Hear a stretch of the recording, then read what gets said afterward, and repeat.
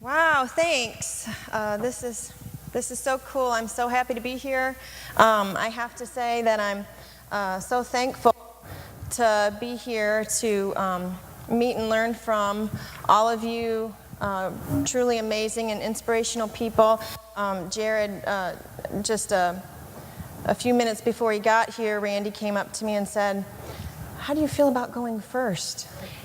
And then he showed up, and I can't tell you which is more intimidating now, going first or going after him. So for all the rest of you, you're welcome that you get to go after me and not Jared. I also just thank you that I get to have the opportunity to share a little of my own passion. There we go. And speaking of passion, have a little story for you. Let's see. Oh. Okay, there we go. So there was once a boy. He was born almost completely blind. His mother considered his blindness a punishment from God and abandoned him as a baby, sent him to live with his very, very poor grandparents in poverty situation. When he was 5, they received enough financial help that they were able to send him 400 miles away from his home to a school for the blind. This school had the finest education for children who had that disability, but they were also reputable for corporal punishment. And it was very typical for a blind child to be smacked across the face for speaking out of turn. By age 6, this boy had seen more adversity than some of us may ever see in their lifetime. Things were definitely stacked against him like a pile of heavy firewood. And then something happened. We'll call it a spark that ignited his passion. A teacher at this school recognized his extreme music abilities and his talent. Someone believed in him. He began studying music. This little blind boy learned to play several different instruments. When he became a teenager, he formed a band and then went on to pursue music as a full-time career.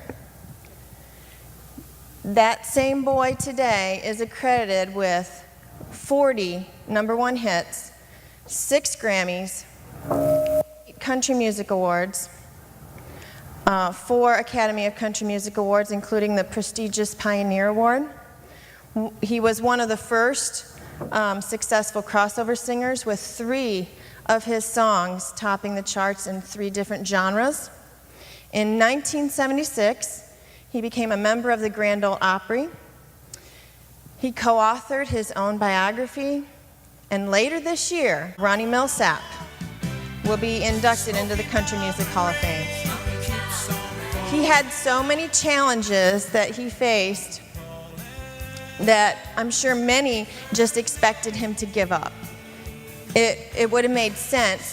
It is probably what many others would have done in his same shoes. It definitely would have been the easier choice. But Ronnie Milsap made the conscious decision to use his adversity as fuel for igniting his passion. Everyone here at Launch Out has to make that same choice too. Adversity can be defined as anything that proves to be a challenge or hardship for us. They can be typical day-to-day struggles or something much more traumatic. But the fact of the matter is, adversity is inevitable. It's a part of life. And I'm 99.9 plus 0.1% sure that each one of us can come up with at least one life challenge, possibly a handful, that we're working on dealing with at the present time. But we also have a hope. We have a dream, a passion burning somewhere inside of us. It may just be embers right now, but it's still there inside of you just waiting to be stoked. So, what's stopping us? Are you afraid of failure? Are you afraid of disappointing others or yourself? Maybe you have responsibilities or commitments such as family or your job that prevent you from putting the time and energy into pursuing your passion. Maybe the idea of pursuing your passion just seems so overwhelming you don't even know where to begin. So how do we begin to get out from underneath that heavy pile of firewood and use it to rekindle our passion? We need to think, just as a car needs gas to run, just as our bodies need food for the energy to function, just as a fire needs wood to burn, our passion needs motivation and urgency that comes from adversity to be set ablaze. So for right now, I want you to just forget about everything standing in your way, just for a moment, and I want you to figure out exactly what you want, and then I want you to focus on it. Like that hypothetical question, what would you do if you could not fail? Answer that, and then set your sights. So last month I went on a ropes course adventure. This ropes course was, as you can see, four levels high with a steel beam above each level. And we were harnessed in with a rope attaching the harness to the beam.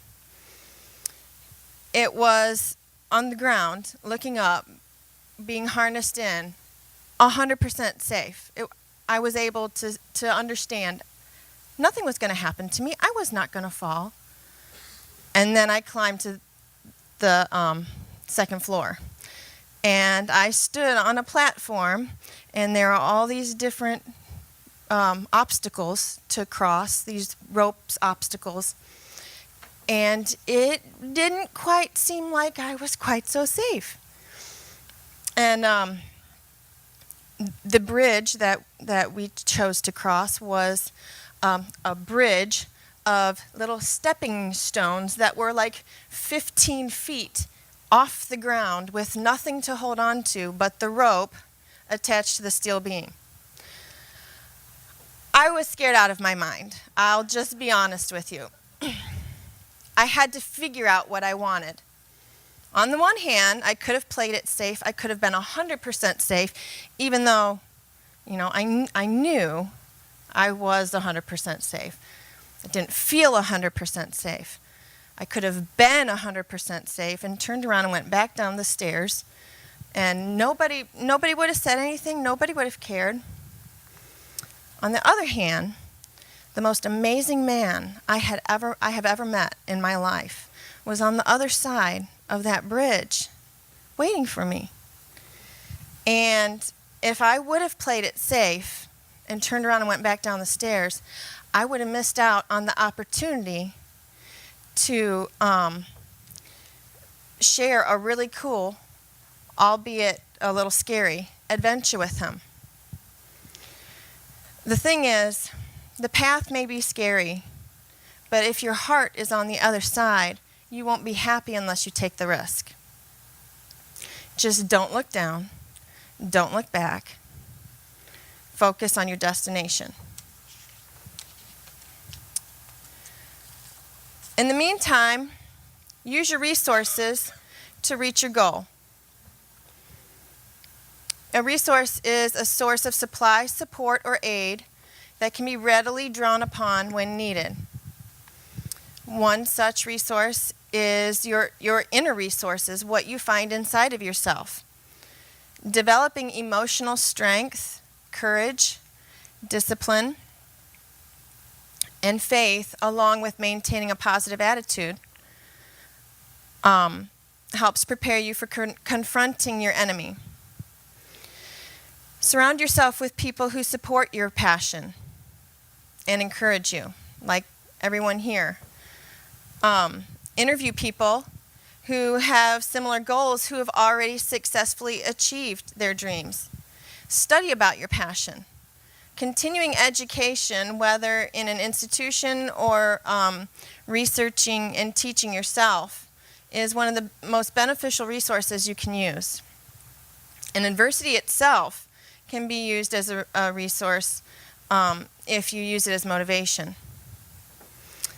You also need to embrace each small victory, but expect some setbacks.